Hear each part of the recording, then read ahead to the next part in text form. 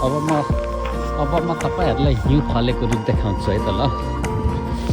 यो यिनीहरू फलिरहेछ अहिले टक्कसँग थोरथोरै फलिरहेको छ। अस्ति त टन्नै फलिरहेको थियो अनि टन्नै फलिरहेको थियो। अहिले चाहिँ सबै पाकेर सबै झरिसक्यो अनि अलिअलि यो टन्नै फलेको छ हिउँको बोटहरू। हिउँको बोट देख्नु भएको छैन, यस्तो हुन्छ चक्कै परेको होइन। अनि हिउँ यस्तो हुन्छ, यो टन्नै फलिरहेको छ। कति धेरै फलिरहेको रहेछ यहाँ हिउँको बोटहरू। यहाँदेखि हिउँ खान मन लाग्यो भने ठिक हुन्छ।